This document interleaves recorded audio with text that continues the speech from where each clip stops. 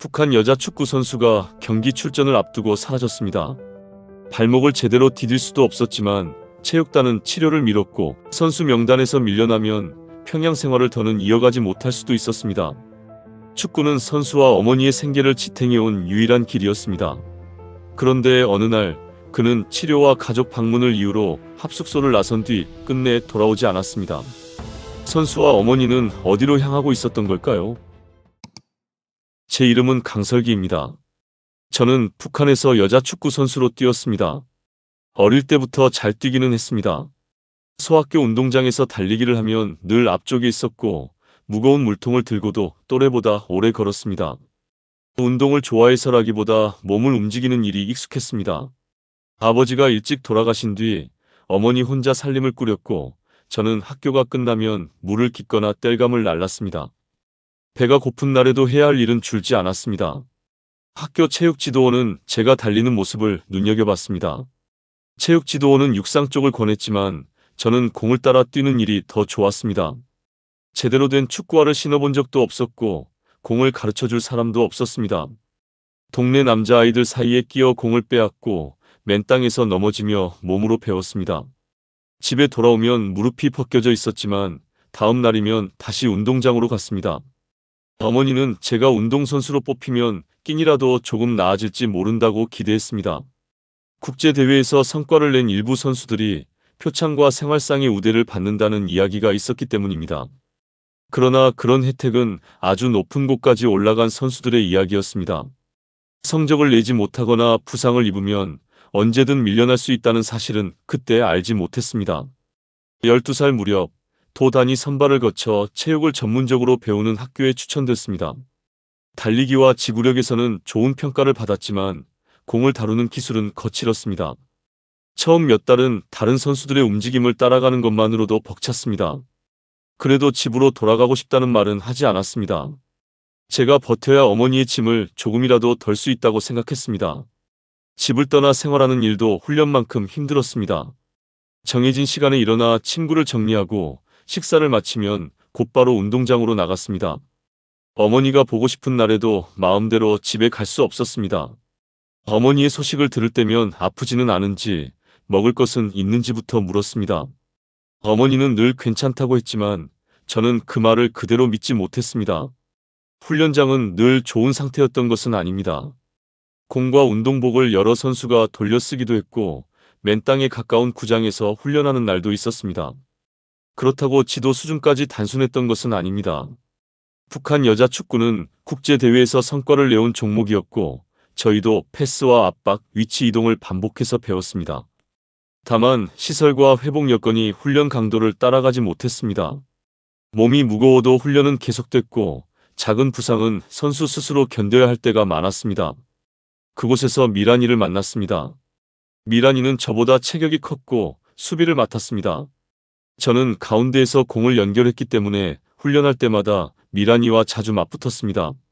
서로 성격이 달라 초반에는 자주 부딪혔지만 제가 공을 빼앗기면 미란이가 뒤를 막아주고 미란이가 흔들리면 제가 내려가 공을 받아주면서 가까워졌습니다.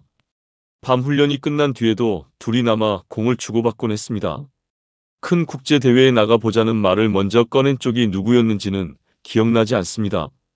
다만 그때 저희는 열심히 하면 기회가 올 거라고 믿었습니다. 낡은 공 하나를 가운데에 두고 운동장을 떠나지 못하던 시간이 제게는 가장 행복한 시절이었습니다. 미란이는 제가 힘들어하는 것을 말보다 먼저 알아챘습니다. 훈련 중 제가 발을 끌면 공을 받을 거리를 짧게 만들어줬고 식사 때 제 몫이 부족해 보이면 자기 그릇에 감자를 슬며시 밀어주었습니다. 저도 미란이가 실수에 풀이 죽은 날이면 아무 말 없이 운동장에 남았습니다. 훈련장에서는 자리를 탓했지만 힘든 날 가장 먼저 찾게 되는 사람도 서로였습니다. 17살 무렵 저는 평양의 체육단 여자 축구팀에 선발됐습니다. 정식 선수 생활이 시작되면서 합숙 규율은 더 엄격해졌습니다. 기상과 식사, 훈련과 휴식 시간이 정해져 있었고 외출도 마음대로 할 수 없었습니다. 처음 체육단 운동복을 받은 날에는 옷을 몇 번이나 펼쳐보았습니다. 어머니도 이제 고생이 끝날지 모른다며 제 손을 오래 잡았습니다. 초기에는 기대가 컸습니다. 같은 또래 가운데 뽑혀왔다는 자부심도 있었고 더 좋은 선수들과 부딪히며 실력이 빠르게 늘었습니다. 하지만 경쟁이 치열해질수록 운동장 밖의 조건도 보이기 시작했습니다. 실력보다 집안 배경이 먼저 거론되는 선수가 있었고 코치진이 유난히 조심스럽게 대하는 선수도 있었습니다. 누구도 이유를 공개적으로 묻지 않았지만 선수들은 알고 있었습니다. 저는 그런 일에 마음을 빼앗기지 않으려고 했습니다. 새벽에 남들보다 먼저 나가 드리블을 했고 훈련이 끝난 뒤에는 약한 발로 공을 차는 연습을 했습니다.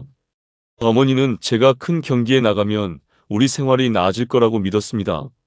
저도 실력만 있으면 결국 인정받을 수 있다고 생각했습니다. 경기 명단이 붙는 날이면 선수들은 게시판 앞을 쉽게 떠나지 못했습니다. 이름이 있으면 다음 경기를 준비할 수 있었고 없으면 다시 훈련장에서 자리를 되찾아야 했습니다. 저는 명단에서 제 이름을 확인하고도 마음을 놓지 못했습니다. 식사 중에도 훈련에서 공을 놓친 장면이 자꾸 떠올랐습니다. 문제는 몸이 먼저 버티지 못하기 시작했다는 것이었습니다. 훈련량이 많아지면서 발목에 통증이 생겼습니다. 며칠 쉬면 가라앉던 통증이었지만 경기를 앞두고 같은 부위를 다시 접질린 뒤에는 걸을 때도 찌르는 듯 아팠습니다. 진료를 요청하면 출전 명단에서 빠질 수 있다는 분위기 때문에 통증을 숨겼습니다. 결정적인 경기를 앞둔 날 발목은 운동화 끈을 느슨하게 풀어야 할 정도로 부어 있었습니다. 저는 몸 상태를 알렸지만 경기가 끝난 뒤에 보자는 답을 들었습니다. 그 경기는 체육단의 평가가 걸린 경기였고 제 자리를 대신하려는 선수도 있었습니다. 빠지는 순간 다시 기회를 얻지 못할 수 있다는 두려움에 결국 출전했습니다. 전반에는 어떻게든 버텼습니다. 후반에 방향을 바꾸다 발목이 꺾였고 그대로 주저앉았습니다. 다시 일어나 몇 걸음은 뛰었지만 공이 오면 몸이 먼저 피했습니다. 경기가 끝난 뒤 들은 것은 걱정이 아니라 제 역할을 못했다는 질책이었습니다. 아프다고 말했으면서도 출전을 선택한 책임 역시 제게 돌아왔습니다. 그날 어머니는 제 발목을 보고 한동안 말을 하지 못했습니다. 찬물에 적신 천을 올려놓던 손이 떨리고 있었습니다. 설기야, 축구를 그만두라는 말이 아니다. 내가 걷지도 못하게 될까봐 무서운 거다. 어머니의 그 말이 오래 남았습니다. 저는 축구를 그만두면 무엇을 할 수 있을지 알지 못했습니다. 선수 자리를 잃고 나면 지금까지 받던 지원이 어떻게 달라질지, 평양 생활을 계속할 수 있을지도 알 수 없었습니다. 어머니를 편하게 해드리려고 시작한 축구가 오히려 어머니의 마지막 희망까지 빼앗을 수 있었습니다. 며칠 뒤 체육단에서는 제 부상을 공식적으로 크게 만들지 말고 회복 상태를 지켜보자는 쪽으로 정리했습니다. 쉬게 해주겠다는 뜻처럼 들렸지만 제게는 명단을 정리할 시간을 벌겠다는 말로 들렸습니다. 훈련장 가장자리에서 다른 선수들이 뛰는 모습을 보며 처음으로 공을 보는 일이 두려워졌습니다. 그 무렵 어머니가 중국에 먼저 나간 친척에게서 어렵게 소식을 받았습니다. 밖으로 나갈 길을 알아볼 수 있다는 내용이었습니다. 어머니는 처음부터 한국을 말하지 않았습니다. 여기서 제가 더 망가지기 전에 다른 곳에서라도 치료받고 살아갈 방법을 찾아보자고 했습니다. 저는 쉽게 대답하지 못했습니다. 체육학교에 들어간 뒤로 국가와 체육단을 떠나는 일은 제 머릿속에 존재하지 않았습니다. 잡히면 저희에게 어떤 일이 생길지도 알 수 없었습니다. 무엇보다 어머니까지 위험에 끌어들이는 것이 두려웠습니다. 하지만 합숙소로 돌아갈 때마다 침상 옆에 축구화를 오래 바라봤습니다. 다시 뛸 수 있을지, 뛰더라도 언제까지 버틸 수 있을지 아무도 말해주지 않았습니다. 선수에서 밀려난 뒤의 삶도 보이지 않았습니다. 저는 합숙소에서 다음 지시를 기다리는 일조차 두려워졌습니다. 결국 저는 어머니와 떠나기로 했습니다. 충동적으로 국경을 향한 것은 아니었습니다. 어머니는 지방에 있는 친척의 병환을 이유로 이동에 필요한 서류를 준비했습니다. 저는 치료와 가족 방문을 겸한다는 사유로 체육단에서 외출 허가를 받았습니다. 어머니와 합류할 장소를 정하고 국경 가까이까지 이동할 경로와 안내자를 마련하는데도 시간이 걸렸습니다. 계획을 아는 사람은 최소한으로 줄였습니다. 누군가 입을 잘못 열기만 해도 출발하기 전에 모든 것이 끝날 수 있었습니다. 합숙소를 나서는 날 저는 평소처럼 운동복을 접어두었습니다. 급하게 사라진 흔적을 남기면 너무 일찍 이탈 사실이 알려질 것 같았습니다. 작은 가방에는 갈아입을 옷과 마른 음식만 넣었습니다. 축구화는 가져가지 못했습니다. 그것을 챙기면 돌아오지 않을 사람처럼 보일 것 같았고 무엇보다 가방이 무거워졌습니다. 문을 나서기 전 침상 주변을 다시 살폈습니다. 물컵과 수건도 평소 자리에 두었고 책은 읽다 만 페이지에 펼쳐 놓았습니다. 복도에서 마주친 선수에게는 치료를 받고 오겠다고만 말했습니다. 평소와 다르게 보이지 않으려고 천천히 걸었지만 계단을 내려갈수록 가슴이 빠르게 뛰었습니다. 합숙소 출입문이 등 뒤에서 닫혔을 때도 돌아보지 못했습니다. 기차역에서 어머니를 만났을 때도 서로 반가운 표정을 짓지 못했습니다. 승차 검사가 끝날 때까지 다른 사람처럼 떨어져 있었고 기차가 출발한 뒤에야 같은 칸의 먼 자리에 앉았습니다. 이동 목적을 묻는 검사가 있을 때마다 준비해 둔 말을 되풀이했습니다. 창밖의 역들이 하나씩 지나갈수록 안도감보다 돌아갈 수 없다는 두려움이 커졌습니다. 국경 지역에 도착해서도 바로 강으로 가지 못했습니다. 안내자가 정한 집에서 숨어 기다렸습니다. 체육단이 제 이탈을 알아차렸는지 집을 확인하러 간 사람이 있었는지 알 길이 없었습니다. 발목은 오래 움직인 탓에 다시 부었지만 소리를 내지 않으려고 이를 악물었습니다. 기다리는 시간이 길어질수록 떠나기로 한 선택이 잘못된 것은 아닌지 흔들렸습니다. 밖에서 발소리가 들리면 단속이 시작된 줄 알고 숨을 멈췄습니다. 어머니는 말없이 제 손을 잡았습니다. 그 손을 붙잡고 날이 어두워지기만을 기다렸습니다. 강을 건너던 날 밤은 몹시 추웠습니다. 물이 얕은 구간을 골라 이동했지만 바닥에 돌이 고르지 않아 몇 걸음마다 중심을 잃었습니다. 깊어지는 곳에서는 물이 허벅지 위까지 올라왔고 저는 다친 발을 제대로 디딜 수 없었습니다. 어머니가 앞에서 제 손목을 잡았고 저는 뒤를 돌아보지 않았습니다. 맞은편에서 불빛이 움직일 때마다 몸을 낮췄습니다. 차가운 물이 옷 안으로 들어와 숨이 막혔지만 기침 소리도 참아야 했습니다. 강을 다 건넌 뒤에는 다리가 굳어 바로 걷지 못했습니다. 안내자가 내민 낡은 겉옷을 둘러쓰고 한참을 웅크린 뒤에야 다시 움직였습니다. 중국 땅에 들어왔다고 안전해진 것은 아니었습니다. 붙잡히면 북한으로 돌려보내질 수 있다는 말을 계속 들었습니다. 저희는 농촌 지역의 민가에 숨어 지냈고 창문 가까이에도 가지 않았습니다. 낯선 차량 소리가 들릴 때마다 방 안의 사람들이 동시에 숨을 죽였습니다. 그 집에는 아이를 데리고 온 여성도 있었습니다. 아이가 울면 어머니가 품에 더 깊이 안고 달랬습니다. 누구도 서로의 사정을 자세히 묻지 않았습니다. 이름과 고향을 많이 알수록 위험하다는 분위기였습니다. 어머니는 밤마다 제 발목을 만져보았고 저는 괜찮은 척했습니다. 며칠 뒤부터 이동이 다시 시작됐습니다. 한 번에 태국까지 간 것이 아니었습니다. 중국 안에서도 여러 번 차를 바꿔 탔고 남쪽으로 내려간 뒤에는 제3국을 거쳐야 했습니다. 이동 경로와 안내자는 구간마다 달랐습니다. 검문이 가까워지면 말을 하지 말라는 지시를 받았고 차가 멈출 때마다 손바닥에 땀이 찼습니다. 어느 검문 지점에서는 차량 문이 열렸습니다. 밖에 사람이 안을 훑어보는 몇 초 동안 저는 고개를 들지 못했습니다. 준비한 설명이 통했는지 다른 이유가 있었는지는 지금도 모릅니다. 문이 다시 닫히고 차가 움직인 뒤에도 한동안 숨을 크게 쉬지 못했습니다. 태국에 들어간 뒤에는 현지 당국의 조사를 받았습니다. 곧바로 자유롭게 돌아다니거나 좋은 숙소에서 지낸 것은 아닙니다. 지정된 시설에서 한국행 절차가 진행되기를 기다렸습니다. 사람이 많고 생활이 불편했지만 적어도 북한으로 바로 돌려보내지지는 않을 수 있다는 말을 듣고서야 어머니와 저는 서로를 바라봤습니다. 한국으로 가는 비행기에 탔을 때도 실감은 나지 않았습니다. 창밖으로 구름을 보면서 이제 어디로 가는 것인지 몇 번이나 되물었습니다. 한국에 도착하면 모든 일이 끝날 것이라고 생각했지만 입국 뒤에도 신원 확인과 보호 여부를 판단하기 위한 절차가 남아 있었습니다. 공항 건물 안으로 들어선 순간 가장 먼저 저를 멈춰 세운 것은 거대한 유리벽도 많은 사람도 아니었습니다. 앞 사람이 바닥 위에 올라서자 길처럼 생긴 판이 저절로 움직였습니다. 저는 그것이 무빙워크인지 몰라 반사적으로 발을 멈췄습니다. 뒤에서 안내하던 사람이 괜찮다고 말해주고 나서야 어머니 손을 잡고 조심스럽게 올라섰습니다. 발을 올리자마자 몸이 앞으로 밀리는 느낌에 어머니와 저는 동시에 난간을 움켜쥐었습니다. 주변 사람들은 아무렇지 않게 그 위를 걸어갔지만 저희 둘만 난간을 붙잡은 채 움직이는 바닥을 내려다봤습니다. 한국에 도착한 뒤 제가 걸음을 멈춘 첫 순간이었습니다. 곧 관계기관에 인계돼 보호와 조사를 받았습니다. 처음 며칠은 질문을 받을 때마다 혹시 의심을 사면 어떻게 될까 불안했습니다.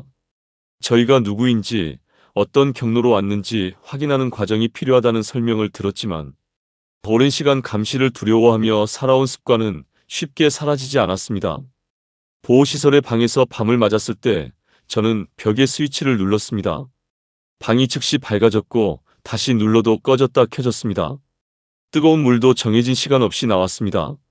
놀라움보다 먼저 든 생각은 함부로 쓰면 안 된다는 것이었습니다. 어머니와 저는 필요한 만큼만 물을 틀고 여러 번 수도꼭지를 잠갔습니다. 조사를 마친 뒤에는 하나원에서 정착 교육을 받았습니다. 약 석 달 동안 한국 사회에서 살아가는 데 필요한 내용을 배웠습니다. 화폐와 금융, 교통, 병원 이용, 취업 준비, 각종 생활기기의 사용법까지 처음 접하는 것이 많았습니다. 스마트폰과 인터넷도 무작정 자유롭게 쓴 것이 아니라 사용법과 주의할 점을 교육받으며 익혔습니다. 수업에서 설명을 들을 때는 이해한 것 같다가도 직접 해보면 손이 멈췄습니다. 교통카드를 어디에 대야 하는지, 은행 기계에서 무엇부터 눌러야 하는지도 낯설었습니다. 어머니와 저는 방으로 돌아오면 그날 배운 순서를 다시 맞춰봤습니다. 다음 실습에서는 전날보다 덜 헤맸습니다. 교육을 마친 뒤에는 주거지원 절차를 거쳐 임대주택을 알선받았습니다. 어머니와 함께 들어간 집은 크지 않았지만 문을 닫으면 누구의 눈치도 보지 않고 쉴 수 있었습니다. 지원이 있다고 해서 생활이 저절로 안정되는 것은 아니었습니다. 관리비와 식비가 들었고 앞으로 계속 살아가려면 일을 찾아야 했습니다. 저는 축구 경력을 살리고 싶었습니다. 하지만 북한에서의 선수 기록을 충분히 증명하기 어려웠고 한국의 선수 체계와 훈련 방식도 달랐습니다. 무엇보다 발목이 예전처럼 따라주지 않았습니다. 다시 직업 선수로 뛰는 길은 현실적으로 좁았습니다. 평생 축구만 했지만 사회에 나오자 제가 할 수 있는 일을 새로 찾아야 했습니다. 편의점에서 물건을 정리했고 작은 식당에서는 설거지와 서빙을 맡았습니다. 손님들의 말이 빠르면 주문을 두세 번 확인했습니다.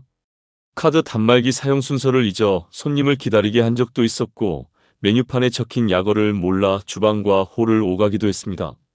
리필이라는 말도 곧바로 알아듣지 못했습니다.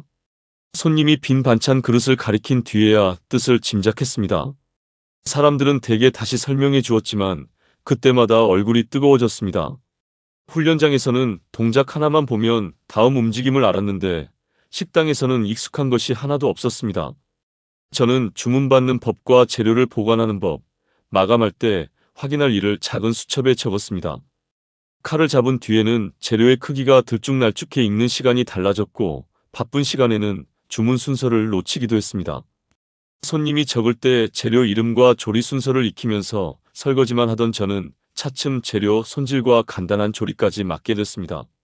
식당 주인은 같은 실수를 되풀이하지 않는 점을 좋게 봐주었습니다.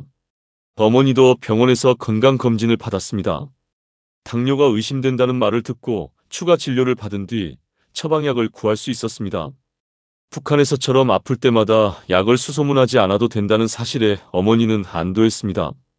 다만 병원 이용과 보험 제도를 이해하는 데 시간이 걸렸고 저희는 담당자의 설명을 여러 번 들으며 하나씩 익혔습니다. 생활이 조금 안정된 뒤 저는 동네 생활체육축구 모임을 찾았습니다. 처음 운동장에 갔을 때 가장 낯설었던 것은 실력이 아니라 분위기였습니다. 경기에 저도 누구도 질책받지 않았고 몸이 불편하면 쉬었다가 들어오라고 했습니다. 사람들은 직업도 나이도 달랐지만 정해진 시간에 모여 공을 찬 뒤 웃으며 헤어졌습니다. 저는 처음 몇 번은 지나치게 힘을 주어 뛰었습니다. 실수하면 습관적으로 변명부터 준비했고 발목이 아파도 말하지 않았습니다. 어느 날 함께 뛰던 사람이 절뚝거리는 저를 보고 오늘은 그만 쉬라고 했습니다. 그 말을 듣는 순간 예전 경기의 기억이 떠올랐습니다. 같은 쉬라는 말인데도 이번에는 제 자리를 빼앗으려는 말이 아니었습니다. 선수로 돌아간 것은 아니지만 공을 찰 때면 몸이 먼저 예전의 움직임을 기억했습니다. 누군가 잘한다며 박수를 치면 쑥스러웠고 실수한 사람이 웃으며 다시 뛰는 모습을 보면 저도 어깨에 힘을 빼고 다음 공을 기다렸습니다. 그러던 중 북한에 남아있던 미란이의 소식이 어렵게 전해졌습니다. 처음부터 자세한 사정을 알 수 있었던 것은 아닙니다. 공통으로 아는 사람을 여러 단계 거쳐 미란이도 선수 생활을 이어가기 힘들어졌고 밖으로 나갈 길을 찾고 있다는 정도만 들었습니다. 소식이 정확한지조차 확인하기 어려웠습니다. 얼마 뒤 이동 비용이 부족하다는 연락이 왔습니다. 저는 미란이의 이동을 직접 준비할 수 없었습니다. 한국에 먼저 정착한 사람을 통해 연락의 진위를 확인했고 제가 감당할 수 있는 범위에서 비용을 보탰습니다. 주변의 사정을 자세히 말할 수도 없어 도움을 구하는 일은 쉽지 않았습니다. 그 뒤로는 기다리는 수밖에 없었습니다. 연락이 끊긴 몇 달 동안 저는 미란이가 붙잡혔을 가능성을 떠올렸습니다. 휴대전화가 울릴 때마다 몸이 굳었습니다. 그러다 미란이가 한국에 들어와 조사와 정착 교육을 받고 있다는 소식을 들었습니다. 당장 찾아갈 수는 없었습니다. 하나원은 제가 마음대로 들어가 만날 수 있는 곳이 아니었기 때문입니다. 미란이가 교육을 마치고 거주지로 나온 뒤에야 약속을 잡았습니다. 멀리서 걸어오는 모습을 보자 얼굴보다 걸음걸이가 먼저 눈에 들어왔습니다. 운동장에서 수없이 봤던 바로 그 걸음이었습니다. 저는 이름을 부르려 했지만 목소리가 나오지 않았습니다. 미란이가 제 앞에 서서 말했습니다. 설기야, 우리 둘 다 살아서 다시 만났다. 저희는 한동안 서로의 등을 두드리며 울었습니다. 저는 먼저 나온 일을 미안해했고 미란이는 제가 길을 열어준 덕분에 버틸 수 있었다고 했습니다. 어느 쪽 말이 맞는지는 중요하지 않았습니다. 저희가 같은 운동장이 아닌 전혀 다른 도시 한복판에서 다시 마주 서 있다는 사실만으로 충분했습니다. 미란이도 곧바로 편안해진 것은 아니었습니다. 정착 초기에는 낯선 말과 생활 방식 때문에 어려움을 겪었고 선수 생활이 직업으로 바로 이어지지도 않았습니다. 저희는 서로가 모르는 것을 알려주고 힘든 날에는 동네 운동장에서 공을 찼습니다. 과거 이야기를 길게 하지 않아도 상대가 왜 갑자기 조용해지는지 알 수 있었습니다. 저는 식당 일을 계속하며 조리와 운영을 배웠습니다. 몇 해 동안 일한 뒤 작은 가게를 맡아볼 기회가 생겼습니다. 곧바로 가게부터 계약한 것은 아니었습니다. 기존 주인에게 일을 배우고 창업 교육과 상담을 받은 뒤 몇 년 동안 모은 돈을 미천 삼아 작은 식당을 인수했습니다. 임대료와 재료비를 감당할 수 있을지 겁이 났지만 서두르지 않고 준비했습니다. 가게를 맡기 전에는 매출보다 지출을 먼저 살폈습니다. 임대료와 재료비, 공과금을 빼고 나면 실제로 남는 돈이 생각보다 적었습니다. 몇 달 동안 가게의 흐름을 지켜보고 비용을 계산한 뒤에야 결정을 내렸습니다. 어머니도 제가 정리한 장부를 본 뒤 준비한 범위에서 시작해보자고 했습니다. 어머니는 무리하지 않는 범위에서 가게 일을 도왔습니다. 미란이는 다른 직장에서 일하면서 쉬는 날이면 들렀습니다. 장사가 잘 되는 날도 있었고 손님이 거의 없는 날도 있었습니다. 음식이 늦게 나가 사과한 적도 있고 재료 양을 잘못 계산해 남은 음식을 보며 한숨 쉰 날도 있었습니다. 그래도 하루를 마치고 문을 잠글 때면 그날의 결과를 제가 책임질 수 있다는 사실이 좋았습니다. 지금 저는 작은 식당을 운영하며 어머니와 생활하고 있습니다.